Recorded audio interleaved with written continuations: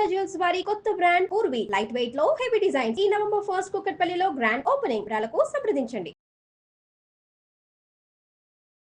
నమస్తే రమగారు. నమస్తే జయ. రమగారు, మనకు కార్తీకంలోనే క్షీరాబ్ది ద్వాదశి వస్తుంది, అంటే తులసి కళ్యాణం చేస్తాము. అలానే కార్తీక మాసం అంతా కూడాను చాలా మందికి తులసి దగ్గర దీపం పెట్టుకునే అలవాటు ఉంటుంది కదండి. చాలా విశేషంగా ప్రతిరోజు చేసే పూజా విధానం అయితే ప్రత్యేకంగా చేస్తాము ఈ కార్తీకంలో కదా. తులసి యొక్క విశిష్టత, ఈ క్షీరాబ్ది కళ్యాణం, ఇవి వీటి విశిష్టతలు ఏంటి రమగారు? మామూలుగా 2 ఏకాదశులు వస్తాయి ప్రతి నెలలో కదా. అవునండి. ప్రతి నెలలో వచ్చే 2 ఏకాదశులకి జనరల్గా అందరం ఉపవాసం ఉండటము, ద్వాదశి నాడు భోజనం చేయటము మనకు విధానంగా కనపడుతుంది. అయితే ఆషాఢ శుద్ధ ఏకాదశి నాడు దేవసేని ఏకాదశి అని చెప్పబడుతుంది. తొలేకాదశి అంటాం. అవును. అప్పుడు విశేషంగా సేవిస్తాం. విష్ణుమూర్తి ఆ రోజున నిద్రలోకి వెళ్తారని, ఆయన యోగ నిద్రలో ఉంటాడని ఆ రోజు నుంచి మొదలుపెట్టి 4 నెలల పాటు చాతుర్మాస్య దీక్షగా చేస్తారు. అవును, 4 నెలలు నడుస్తుంది. ఈ 4 నెలల్లో మన ఆ 4వ నెల చివరి భాగం ఇదనమాట, కార్తీకంలోని ఏకాదశి. దీన్ని ఉత్థాన ఏకాదశి అంటారు. భగవంతుడు నిద్రలేచే ఏకాదశి. ఓకే. ఈ ఏకాదశి నాడు స్వామివారు నిద్రలేస్తారు. ద్వాదశి నాడు ప్రజలందరికీ దర్శనమిస్తాడు ఆయన. అయితే ఈ రోజున తులసి ధాత్రి కళ్యాణం అని విశేషంగా చేస్తారు. తులసి కొమ్మని తెచ్చి తులసి చెట్టులో ఈ ఒక ఉసిరి కొమ్మని పెట్టి అవి రెండిటికి వివాహము అన్నట్టుగా చేసుకుంటాం. ఈ రోజున ఏంటంటే ఈ ఉసిరి చెట్టుని, కాయలతో ఉన్న ఉసిరి కొమ్మలే మనకు బజారంతా దొరికేస్తాయి. అవును.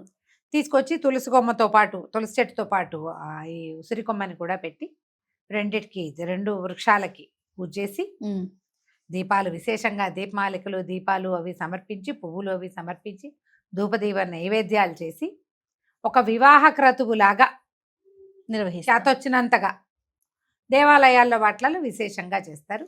ఈ నెలలో ఏంటంటే ఈ ధాత్రి తులసి, అది మన ఉసిరి తులసి రెండిటికి చాలా ప్రత్యేకమైన పూజా విధానం నడుస్తుంది కార్తీకంలో.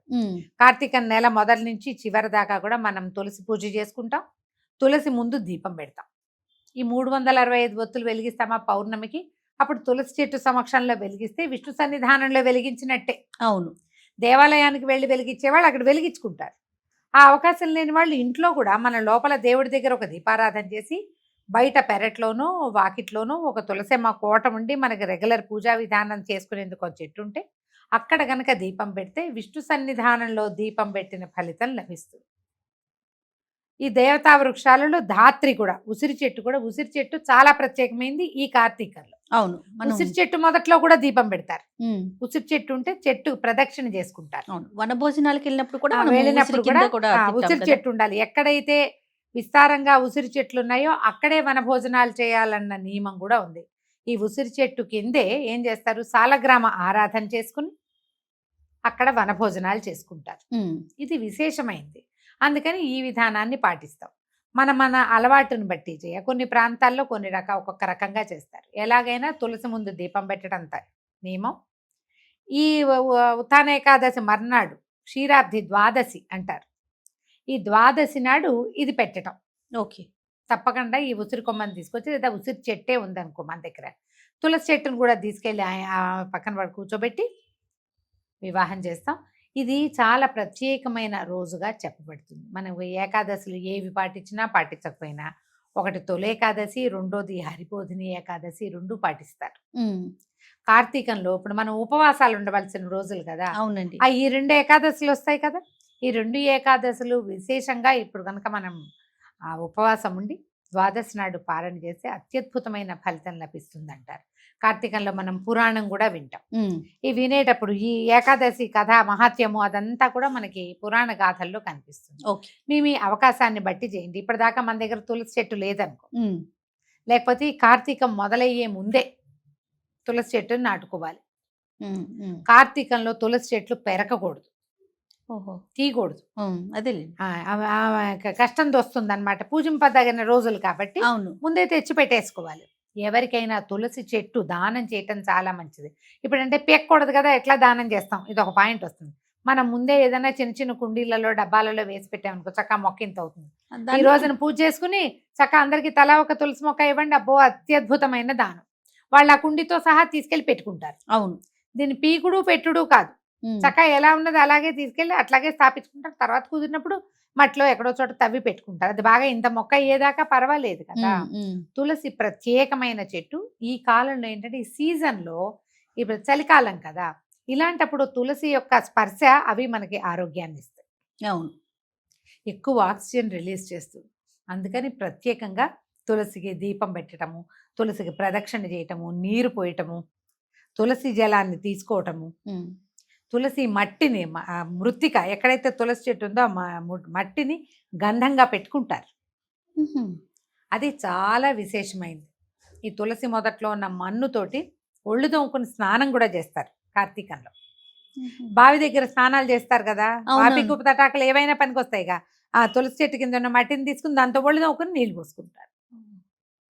విశేషమైంది అది. మీకు ఏ ఏ అవకాశాలు ఉంటే అవి చేస్తాము.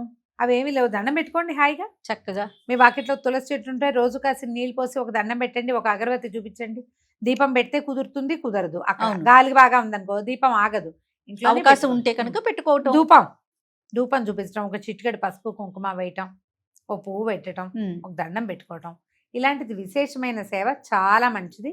మనము ఈ కార్తీకంలో 2వ ఏకాదశిని అంత శ్రద్ధగా చెయ్యరు, కానీ మొదటి ఏకాదశిని అందరూ బాగా శ్రద్ధగా చేసుకుంటారు. ఎందుకంటే ఇది ప్రత్యేకమైనది, హరిబోధిని కాబట్టి. ఆయన నిద్రలేస్తాడు కదా, హరిబోధిని ఉత్థాన ఏకాదశి 2 పేర్లు ఉన్నాయి. అవును. ఈ రోజు లేస్తాడు కాబట్టి స్వామివారిని సేవించుకునే అవకాశం కూడా లభిస్తుంది. కాబట్టి తప్పకుండా ఈ తులసి ధాత్రి కళ్యాణ విధిని నిర్వహించుకోండి. కార్తీక పురాణాన్ని శ్రద్ధగా వినండి. అలానే ఇప్పుడు 365 ఒత్తులు కూడా కొంతమంది తులసి ముందే వెలిగించుకుంటారు. అవునవును. దేవుడి ముందు కొంతమంది తులసి ముందు, లేదా ఆలయాలకి వెళ్ళి కూడా చేస్తారు. మన అవకాశాన్ని బట్టి, మన సమయాన్ని బట్టి, అలవాటుని బట్టి, అవకాశాన్ని బట్టి మనం ఇంట్లో, వాకిట్లో, లేదా దేవాలయంలో ఎక్కడ కావాలంటే అక్కడ, నదీ తీరాలకి వెళ్ళి వెలిగించుకునే వాళ్ళు కూడా కనపడతారు. మన అవకాశాన్ని బట్టి చేసుకోవచ్చు, ఎట్లా కావాలంటే అట్లా. తప్పకుండా రమ్మగారు. నమస్తే. నమస్తే జయ.